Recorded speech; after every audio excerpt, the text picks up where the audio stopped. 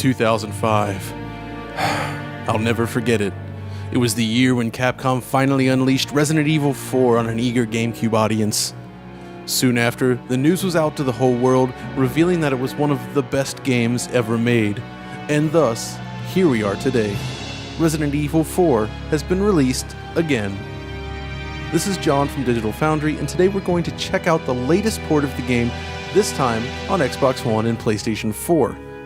It's a game with a rich history that's been ported kind of all over the place with mixed results.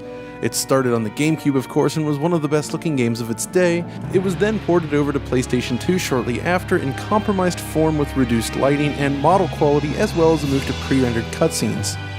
The PS2 version then served as a base for the first PC port, which was pretty lousy, even with mods.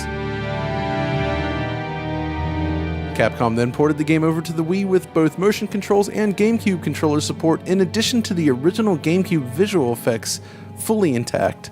This was the definitive version for years. From there, it was followed up with the terrible mobile version of the game, which, well, looks like this. Then in 2011, Capcom released ports on PlayStation 3 and Xbox 360. These ports were also based on the GameCube version and were mostly very competent. Next, in 2014, Capcom then decided to release Resident Evil 4 Ultimate HD Edition for the PC with enhanced textures and all of the GameCube visuals intact. It is this version that finds its way over to the PS4 and Xbox One in 2016. First thing to note is resolution. Both versions run at a full 1080p, which is expected, but what we didn't expect is the complete lack of anti-aliasing. We're looking at a raw 1080p here with no edge smoothing to speak of. This is made worse by the fact that Resident Evil 4 does not make use of mip-maps at all. The result here is pretty severe shimmering throughout the game, something which can be overcome in the PC version, resulting in a much cleaner experience. It's also a nice step up from the 720p last generation versions of the game, as you can see here. When actually comparing the PS4 and Xbox One versions then, it's clear that they are 100% identical in terms of visual makeup. You'd be hard-pressed to tell a difference at all without the controller prompts. Unfortunately, neither version includes the original GameCube textures as an option, which were available in the PC version. The HD textures look pretty good overall, but I kinda prefer the originals, and it would be nice to see the option here. Just to keep things fresh, here's how the new console version stacks up against the PC release with texture mods installed. This is the Resident Evil 4 HD project, and it is the work of two talented modders which have taken great care to recreate new textures that remain true to the original experience while presenting assets at a much higher resolution. It's an interesting project that provides much sharper surface detail across the game than Capcom's own HD textures, and it highlights the beauty of the PC version. You can choose to play with the original GameCube textures, Capcom's own HD textures, or even higher quality textures like the ones in this mod. Neat. Then there is a matter of performance. Each of these new ports runs at 60 frames per second, and based on my testing of the first several chapters, performance is not an issue here at all. You're looking at a 100% locked 60 frames per second. In comparison, the Wii and GameCube versions both run at 30 frames per second with minor frame pacing issues. The boost is certainly welcome, but with it comes some of the oddities that first popped up on the PC. For instance, effects like smoke and fire are all rendered at half rate.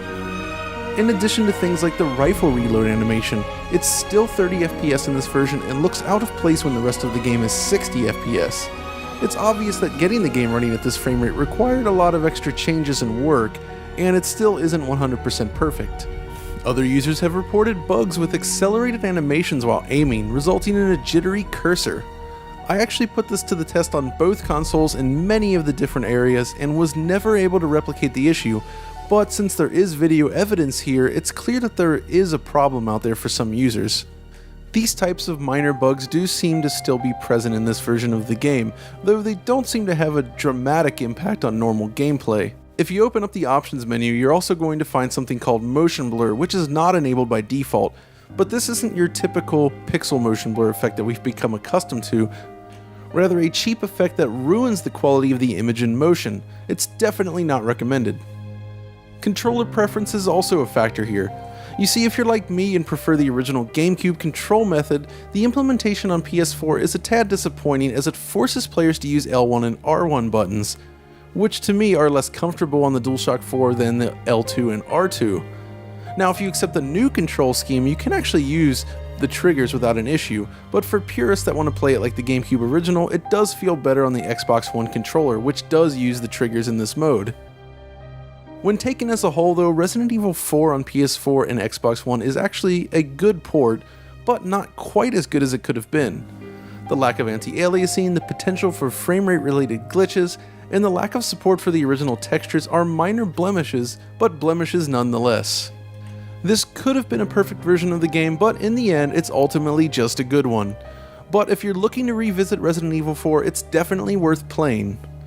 Myself, I actually still have a fondness for the GameCube original, and using homebrew software on a modded Wii console, it's actually possible to force the game into an ultra-wide mode. You still get black borders on the top and bottom of the screen, but the field of view is expanded on the left and right. There's still something about the lighting and general look of the game that I prefer here, plus the GameCube analog stick is still so good. Whichever way you choose to play the game though, it's still a masterpiece even in 2016. That's all for now though. If you enjoyed this video, be sure to like and subscribe, and until next time, this is John, signing off. Biohazard. Biohazard. Biohazard. Biohazard.